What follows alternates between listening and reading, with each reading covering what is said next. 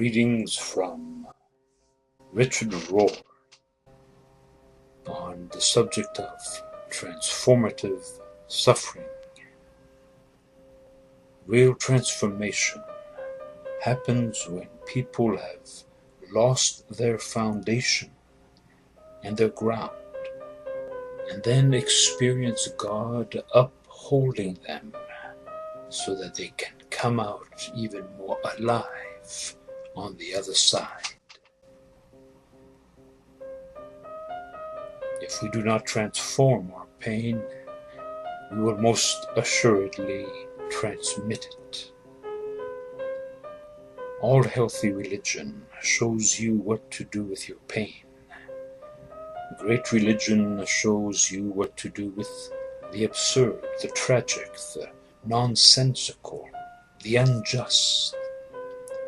If only we could see these wounds as the way through, as Jesus did, then they would become sacred wounds and not something to deny, disguise, or export to others. If we cannot find a way to make our wounds into sacred wounds, we invariably become negative or bitter. Indeed, there are bitter people everywhere. As they go through life, their hurts, disappointments, betrayals, abandonment, the burden of their own sinfulness and brokenness all pile up, and they do not know where to put it. If we do not transform our pain, we will most assuredly transmit it. Exporting our unresolved hurt is almost the underlying storyline of human history. Biblical revelation is about transforming history and individuals so that we do not just keep handing the pain on to the next generation. Unless we can find a meaning for human suffering, that God is somehow in it and can even use it for good, humanity is in major trouble. Jesus is not observing human suffering from a distance. He is somehow in human suffering, with us and for us. I believe, if I am to believe Yeshua, that God is suffering love. If we are created in God's image, and if there is this much suffering in the world, then God must also be suffering. How else can we understand the revelation of the cross and that our central Christian logo is a naked, bleeding, suffering man? Many of the happiest and most peaceful people I know love a crucified God who walks with crucified people and thus reveals and redeems their plight as his own. For them, Jesus is not observing human suffering from a distance. He is somehow in human suffering, with us and for us. He includes our suffering in the co-redemption of the world. Is this possible? Could it be true that we make up in our own bodies all that still has to be undergone for the sake of the whole body? Are we somehow partners with the divine? At our best, we surely are. Don't get rid of the pain until you've learned its lessons. Don't get rid of the pain until you've learned its lessons. When you hold the pain consciously and trust fully, you are in a very special liminal space. This is a great teaching moment where you have the possibility of breaking through to a deeper level of faith and consciousness. Hold the pain of being human until God transforms you through it. And then you will be an instrument of transformation for others. As an example of holding the pain, picture Mary standing at the foot of the cross. Standing would not be the normal posture of a Jewish woman who was supposed to wail and lament and show pain externally. She is holding the pain instead, as also symbolized in Michelangelo's Pietà. She is holding the pain. Mary is in complete solidarity with the mystery of life and death. She's trying to say there is something deeper happening here. How can I absorb it just as Jesus is absorbing it, instead of returning it in kind? Until you find a way to be a transformer, you will pass the pain on to others. Jesus on the cross and Mary standing by the cross are images of transformative religion. They are never transmitting the pain to others. All the hostility that had been directed towards them, the hatred, the accusations, the malice, none of it is returned. They hold the suffering until it becomes resurrection. That is the core mystery. It takes our whole life to comprehend this and then to become God's new creation. The imperial ego hates such seeming diminishment.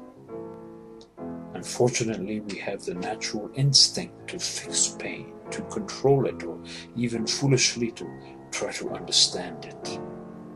The ego always insists on understanding. That's why Jesus praises a certain quality even more than love, and he calls it faith.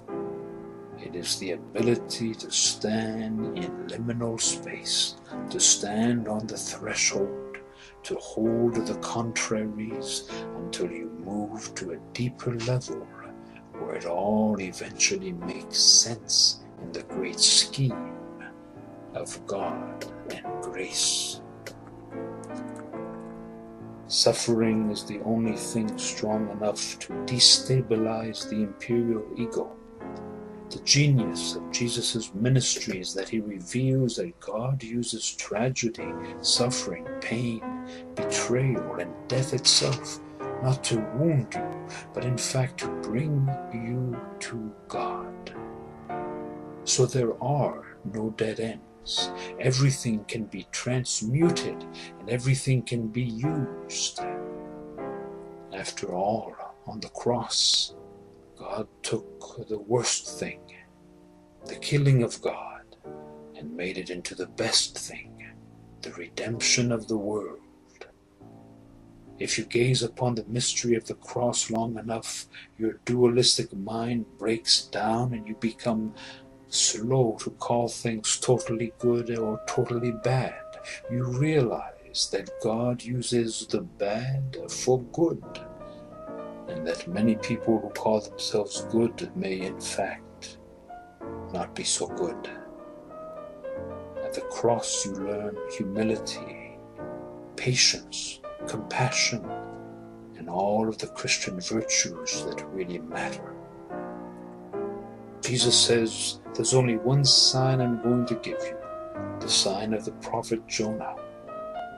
Sooner or later, life is going to lead you, as it did Jesus, into the belly of the beast, into a place where you can't fix it, you can't control it, you can't explain it or understand it. That's where transformation most easily happens. That's when you are uniquely in the hands of God. Suffering is the only thing strong enough to destabilize the imperial ego. It has to be led to the edge of its own resources, so it learns to call upon the deeper resource, of who it truly is, which is the God self, the true self, the Christ self, the Buddha self. Use the words you want. It is who we are in God and who God is in us. At this place you are indestructible. The cross is always unto resurrection. The cross, rightly understood, is precisely and always unto resurrection. It's as if God were holding up the crucifixion as a cosmic object lesson, saying, I know this is what you're experiencing. Don't run from it. Learn from it as I did. Hang there for a while as I did.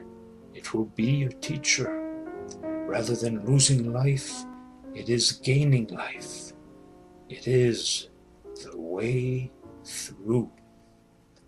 The mystery of the cross has the power to teach us that our suffering is not our own and my life is not about me.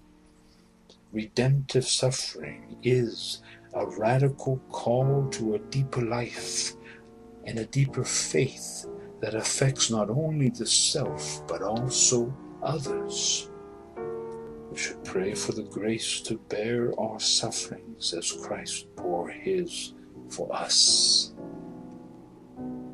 Hopefully a time will come when the life of Christ will be so triumphant in us that we can care more about others than about our own selves. Or better, when there is no longer such a sharp distinction between myself and the other self. Remember that conversion is more than anything else a reconstituted sense of the self. As Paul puts it, I have been crucified with Christ. It is no longer I who live, but Christ who lives in me. And the life I now live in the flesh, I live by faith in the Son of God, who loved me and gave himself for me. The suffering that we carry is our solidarity with the one universal longing of all humanity, and thus it can teach us great compassion for and patience with both ourselves and others. Transformed people transform people. Only people who have suffered in some way can save one another, exactly as the 12-step program also discovered. Deep communion and dear compassion is formed much more by shared pain than by shared pleasure. Peter, you must be ground like wheat, and once you have recovered, then you can turn and help the brothers, as the Master says in Luke 22:31-32. Was this his real ordination to ministry? No other is ever mentioned. I do believe this is the ordination that really matters and that transforms the world. Properly ordained priests might help bread and wine to know what they truly are, but truly ordained priests are the recovered ones who can then help people to know who they are too. In general, you can lead people on the spiritual journey as far as you yourself have gone. You cannot talk about it or model the path beyond that. That is why the best thing you can keep doing for people is to stay on the journey yourself. Transformed people transform people. And when you can be healed yourself and not just talk about healing, you are, as Henry Nouwen so well said, a wounded healer, which is the only kind of healer. And finally, to conclude this marvelous teaching on transformative suffering, the words of Saint Mark the ascetic, 6th century desert father of the Eastern Church. Pain of heart is remembrance of God, endured in a spirit of devotion.